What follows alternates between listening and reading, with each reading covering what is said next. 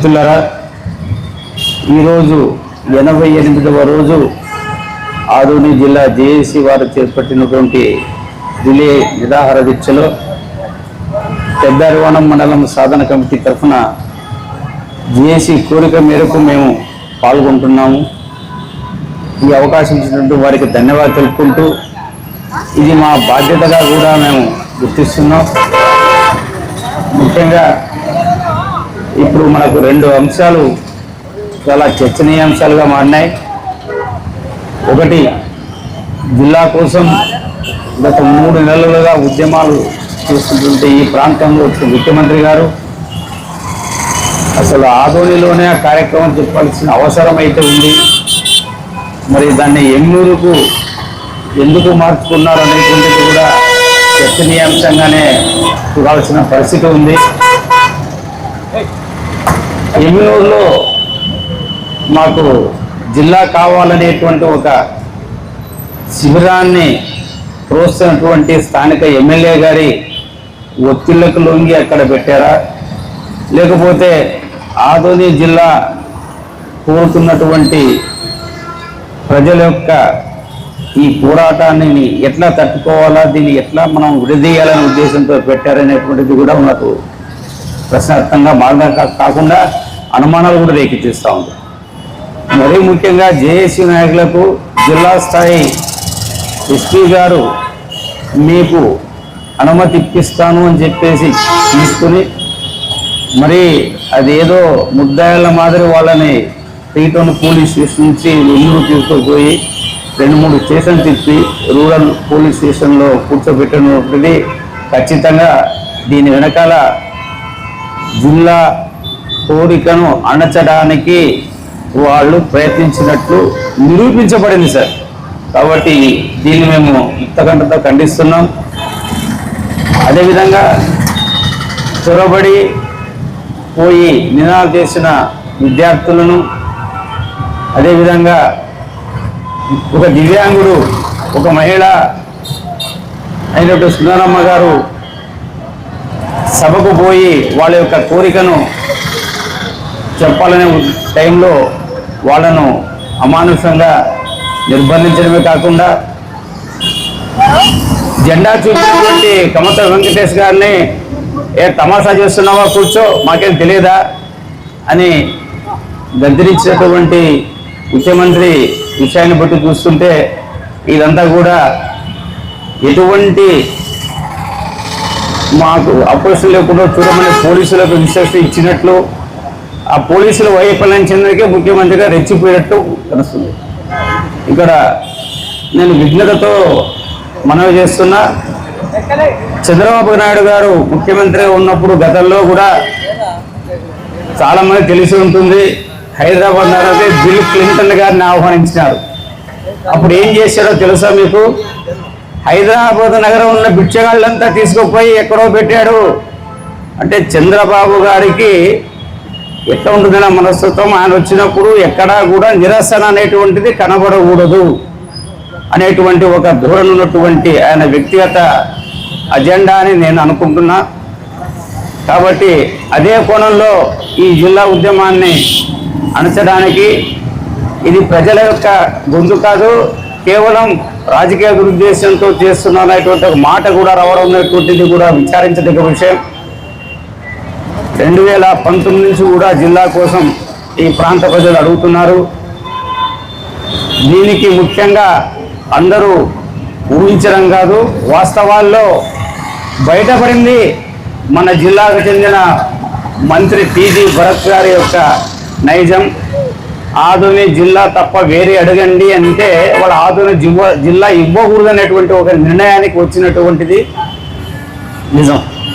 ఆ నేపథ్యంలో మా ఎమ్మెల్యే గారు పారసారథి గారు కూడా మొదటి నుంచి కూడా ఆదోని జిల్లా కావాలని, అదేవిధంగా ఆదోని మండలాన్ని పునర్విభజించి 4 చేయాలని చెప్పేసి కోరుతున్న మాట వాస్తవం. అదే విషయంలో మళ్ళీ నిన్న సభలో కూడా మన స్థానిక శాసనసభ్యునికి జరిగినటువంటి ఒక చెప్పాలంటే అది అవమానంగానే మేము భావిస్తున్నాం, సార్ భావిస్తున్నారో లేదో కానీ ఎమ్మెల్యే గారు మేము ఆదోని ప్రజలుగా ఆదోని శాసనసభ్యునికి ఇచ్చినటువంటి ట్రీట్మెంట్ అనేటువంటిది బాధాకరంగా ఉంది. మరి ఈరోజే బడ్జెట్ సమావేశాలు స్టార్ట్ అయినాయి, నెల రోజుల పాటు జరుగుతాయి. ఈ బడ్జెట్ సమావేశాల్లో పార్థసారథి గారు ఖచ్చితంగా జిల్లా నినాదాన్ని తీసుకుని రావాలి అని చెప్పేసి ఈ వేదిక తరఫున మేము ఆయన డిమాండ్ చేస్తున్నాం. ఆయన కోరిక కూడా అదే, ఖచ్చితంగా తెస్తారని నమ్మకం ఉంది, మాకు సాధిస్తున్నటువంటి అవకాశం కూడా కనబడుతూ ఉంది. అది నిజం కావాలంటే ఎమ్మెల్యే గారు తన శాయశక్తుల అన్ని రకాలుగా కూడా కూటమి ప్రభుత్వం మీద ప్రధాన పక్షమే డబుల్ ఇంజన్లో ప్రధాన శోధక శక్తిగా ఉన్నటువంటి బీజేపీని ఆయన బీజేపీ ప్రతినిధి ఉన్నటువంటి ఎమ్మెల్యే గారు బీజేపీ పార్టీ యొక్క ఇంపార్టెన్స్ను కూటమి ప్రభుత్వానికి కళ్ళు తెరిపించేలాగా చేయాలని చెప్పేసి కూడా మేము కోరుతున్నాం సార్. ఇది చాలా అవసరం, ఖచ్చితంగా చేస్తాడు సారు.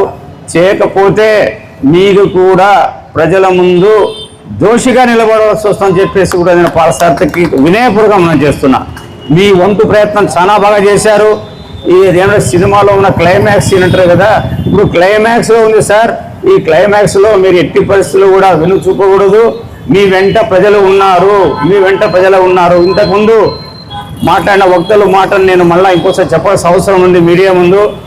మీరు ఈ ఇష్యూ మీద రాజీనామా చేస్తానని కూడా మీరు ప్రయోగించాలి. రాజీనామాను పొరపాటున కనుక ప్రభుత్వం ఆమోదించి బై ఎలక్షన్స్ వస్తే అత్యధిక మెజారిటీ బీజేపీ టికెట్ నీకు ఇవ్వకున్నా ప్రజలు ఇండిపెండెంట్గా పెట్టింది గెలిపించి ఆదోని జిల్లా డిమాండే నియోజకవర్గానికి డిమాండ్గా తీసుకున్నటువంటి అవకాశం ఉంది. కాబట్టి దయచేసి పార్థసారథి గారు చేతిలోనే ఇప్పుడు ఈ పోరాటం యొక్క అంతిమ ఘట్టం ఉందని చెప్తున్నా. ఎందుకంటే ఈ సమావేశాలు ముగిసిన తర్వాత ఖచ్చితంగా ఇది ఇంకో రూపం తీసుకుంటుంది. ఈ జేఏసీ ముక్కబోనే ధైర్యంతో సాధించేంత వరకు కొనసాగుతుందనేటువంటిది చెబుతూ మా వంతుగా నేను చెప్పాల్సిన అవసరం ఉంది. మండల సాధన కమిటీ ప్రతినిధిగా ఉన్నాను కాబట్టి మాకు జరిగింది అన్యాయం కాదు సార్, మాకు జరిగింది మోసం. ఈ మోసాన్ని కూడా ఎండగడుతూ మేము ప్రభుత్వాన్ని నిలదీస్తూ హైకోర్టులో బిల్లు కూడా వేయడం జరిగింది. అది అడ్మిట్ అయ్యింది. న్యాయ పోరాటంతో పాటు మేము ఇప్పుడు తీసుకున్న నిర్ణయం ఏమిటంటే రాజకీయ నాయకులకు ప్రవేశం లేని నిర్ణయం. దీని మీద చర్చలు జరుగుతున్నాయి. ఒక చిన్న విషయం, నిన్న మా ఊరికి ఎలక్ట్రిసిటీ బోర్డు డిఈ గారు వచ్చాను ఒక మాట అన్నారు, మీరు బోర్డు పెట్టినారు రాజకీయ నాయకులు ప్రవేశం లేదని. మేము స్కీములు పెడితే సార్, మీ స్కీములు పెడితే మీరు డిఈ గారు రండి, ఎస్సీ గారు రండి, మీకు మేము స్వాగతిస్తాం, మేము సపోర్ట్ చేస్తాం చెప్పేందుకు నిజంగా చెప్పాలంటే వాళ్ళు సంతోషించారు. మాకు రాజకీయ నాయకులు అంటే తలనొప్పే పోయింది సార్ అన్నాడు ఆయన చెప్పిన మాట. రాజకీయ నాయకులు ఏదంటే మేము స్వేచ్ఛగా మేము పనిచేస్తామన్నారు. ఆ డిపార్ట్మెంట్కు ఒక చిన్న వార్త ఏమిటంటే మా గ్రామాన్ని జిల్లాలో సోలార్ దీని కింద వాళ్ళు సెలెక్ట్ చేసినందుకు ఆ డిపార్ట్మెంట్ కూడా ధన్యవాదాలు తెలుపుతున్నాం. ఎందుకంటే కొంతమందికి అభిప్రాయం ఉంది ఈ రాజకీయ నాయకులు ప్రమేయం లేనిదే అభివృద్ధి పనులు కావు అని.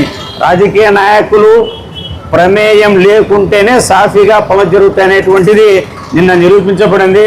మా గ్రామంలో ఉన్నటువంటి బీసీ హాస్టల్కు, హై స్కూలుకు, వాటర్ స్కీమ్కి అన్నిటికి కూడా 1 కోటి రూపాయలతో నిధులతో మేము తొందరలో సోలార్ ఇస్తామని చెప్పేందుకు ఆంధ్రప్రదేశ్ ప్రభుత్వానికి విద్యుత్ శాఖ కూడా ధన్యవాదాలు చెప్పుకుంటున్నాం. కాబట్టి మనకు ప్రజలకు ఒక్క మనవి చేస్తున్నాం సార్, దయచేసి అందరికి కూడా మనం ఎంతసేపు రాజకీయ నిర్ణయాలు రాజకీయ నాయకులే తీసుకుంటారనేటువంటి ఒక బలహీనమైనటువంటి ఆలోచనతో ఉన్నాం. ఓటు వేసేంత వరకే మా పని, తర్వాత వాళ్ళ పని అని. అది పొరపాటు సార్. మనకు ఓటు వేసేటప్పుడు ఏముందో తర్వాత వాళ్ళ మెడలో వంచి చేయించుకోవాల్సిన అవసరం ఉంది. అదే ప్రజాస్వామ్యం మనకు చెప్పింది. కానీ మనం ప్రజాస్వామ్యం అంటే ఓటు వేసేంత వరకు ఆ ఓటు కూడా నోటుకు అమ్ముకునే పరిస్థితికి వచ్చినందుకు దౌర్భాగ్య పరిస్థితి మారాలి.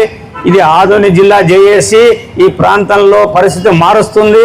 రాబోయే స్థానిక సంస్థల ఎన్నికల్లో జేఏసీ తీసుకున్న నిర్ణయాలు విప్లవాత్మకంగా ఉండొచ్చని మనం చేసుకుంటూ మా వరకు మేము సార్ పెద్దారివాణంలో మేము స్థానిక ఎన్నికల సంస్థలను బహిష్కరిస్తున్నాము, ముక్త కంఠంతో చెప్తున్నాం.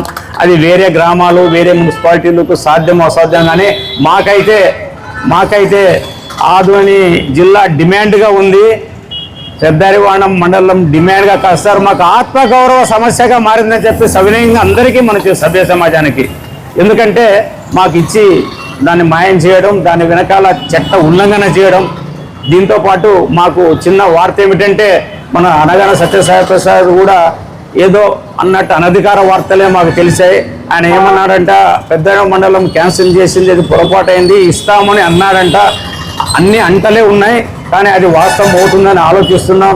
కాకపోయినా ఆదోని జిల్లా తర్వాత ఇక్కడ మండలం జరిగిన అన్యాయం కోసం ఈ జనరల్ ఎలక్షన్ వచ్చేంతవరకైనా కూడా మనం పోరాడి వచ్చే ఎలక్షన్లలో కూడా మనం గెలుస్తామో ఓడతామో, కానీ గెలుపు ఓటములను నిర్ణయించే శక్తిగా జేఏసీ ఎదుగుతుంది సార్.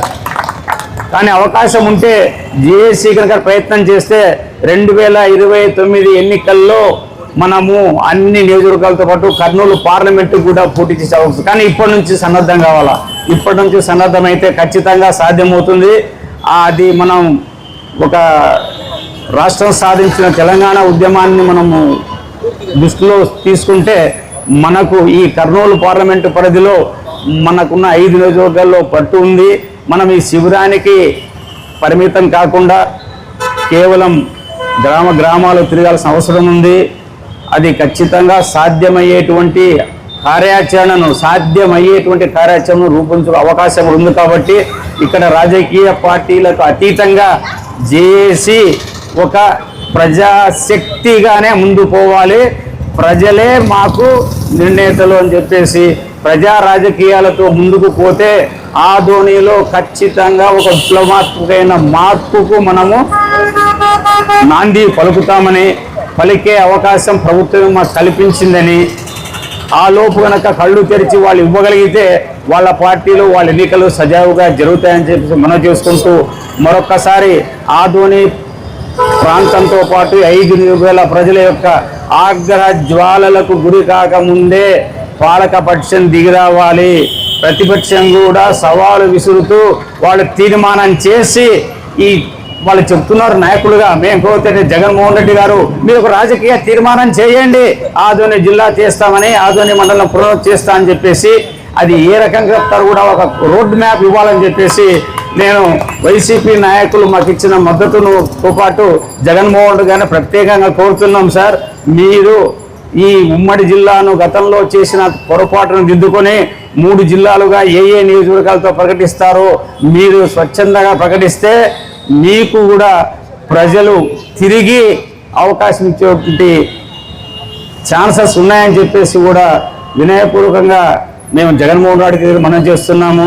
అదేవిధంగా కూటమి ప్రభుత్వానికి అవకాశం ఉపయోగించుకోండి అని చెప్పేసి మనం చేస్తున్నాం. మా జేఏసీకి ఉన్నటువంటిది మా అజెండా జిల్లా కావాలి, ఈ ప్రాంత అభివృద్ధి కావాలి. కానీ మాకేదో వైఎస్ఆర్సీపీనో లేకపోతే తెలుగుదేశమో కూటమి ఉన్నటువంటిది లేదు. మాకు కావాల్సిందన్నా జిల్లా కావాలి.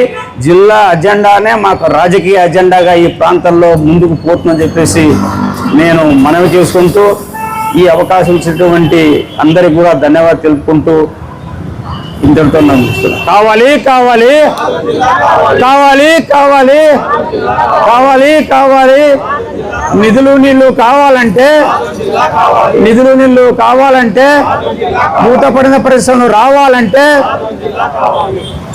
క్షమించండి, ఇది బడ్జెట్ సమావేశం కాబట్టి నిజంగా చిత్తశుద్ధి ఉంటే ఈ ప్రభుత్వము మన రాయలసీమ ఆర్థిక మంత్రి ఉన్నాడు పయ్యావుల కేశవ్ గారు, చంద్రబాబు నాయుడు గారు, మేము కోరేది ఒకటే, మీరు ముసలి కన్నీరు కార్చడం లేదు, నిజంగా చేస్తామంటే మా వేదవతిని వెంటనే చేపట్టండి, పూర్తి నిధులు కేటాయించండి, ఇది మీరిచ్చిందే.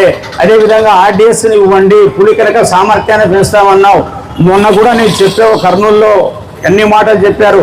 నిన్న సమీక్షా సమావేశంలో చెప్పింది ఏమిటంటే కలెక్టర్ సిరిగారితో సార్ సీఎం గారు ఏం చెప్పారంటే ఈ ప్రాంతాల్లో ఇంకా బాల్య వివాహాలు జరుగుతున్నాయని గుర్తింపు వచ్చిందన్నాడు. ఈ పరిస్థితులు కారణం ఏమంటే ఇక్కడ విద్యా వ్యవస్థ చాలా వెనుకబడి ఉంది కాబట్టి జిల్లా కావాలి, ఇక్కడ బాలికల హాస్టల్ ఇంకా పెరగాలి, ఇక్కడ ముఖ్యంగా సాగునీరు అనేటువంటిది చాలా అవసరము. ఇంకా ఏమిటంటే CCI ఇది ఒకటి చెప్పాలి సార్, సీసే ఈ సంవత్సరం చేసిన పత్తి కొనుగోలులో ఆదోని ఫస్ట్ సార్. ఆదోనిలో ఉన్నంత సీసే పత్తి ఎక్కడా కొనుగోలు చేయలేదు. ఇంత పత్తి పండే ప్రాంతంలో గతంలో చుట్టుపక్కల 7 మిల్లులు మూతపడినాయి. దానికి మేము ఏడుస్తున్నాం సార్, నిజంగా ఏడుస్తున్నాం. ఆ 7 మిల్లులు ఇప్పుడు మీరు టెక్స్టైల్ పార్క్ అని ఏదో చెప్పారు మొన్న మీరు మాట, ఆ టెక్స్టైల్ పార్క్ ఉన్నని సంతోషిస్తాం. దాంతోపాటు ఆదోని, మంత్రాలయం, ఎమ్మినూరు, ఆలూరు ఈ 3 జిల్లాల్లో కూడా 3 సహకార స్పిన్నింగ్ మిల్లులు రావాలి. ఎందుకంటే 3 ప్రాంతాలు కూడా పత్తి పండుతుంది. పత్తికొండలో అయితే వరకు కూడా కార్యాచరణ రాలేదు, అక్కడ గనులు ఉన్నాయి. కాబట్టి ఈ 4 ప్రత్యేకమైన పరిస్థితి ఉంది. మీరు రేపు బడ్జెట్లో ఏం చెప్తారో అనేటువంటి తెలుస్తుంది. మీరు బడ్జెట్లో మాకు మొండి చేయి చూపిస్తున్నటువంటి ఎందుకు అనుమానం ఉంది. కాబట్టి రేపు బడ్జెట్లో కూడా ఇది సవాలుగా విసురుతున్నాం. ఈ బడ్జెట్లో ఈ ప్రాంతానికి నిధులు రాకపోతే జేఏసీ దాన్ని కూడా పరిగణించి దాన్ని కూడా ఒక డిమాండ్గా పెడుతుంది. కేవలం సాంకేతికంగా జిల్లా ఒకటే కాదు, నిధులు కూడా రాలేదు అనేటువంటి దాన్ని కూడా అంశంగా తీసుకుపోయే అవకాశం ఉంది. కాబట్టి ఇవన్నీ ఆలోచించాలా, ప్రజలు కూడా మనం కూడా ఆలోచించాలి సార్. మనం అడగనందుకే వెనుకబడినాం. నేను ఇంకొకసారి చిన్న విషయాన్ని చెప్తున్నా, మన ఆదోని పాత మున్సిపాలిటీ అయినా పక్కన బళ్ళారి, కర్నూలు మాదిరి డెవలప్ కాకపోవడం కారణం సార్ ఈ ప్రాంతంలో విద్యా అభివృద్ధి చాలా తక్కువ సార్. దానికి ఇప్పటికి కూడా కోసికి సంకేతంగా ఉంది. నేను నాకు తెలిసినటువంటి నేను ఒక రీసెర్చ్ మాదిరి ఒక చిన్న విషయం చెప్తున్నా.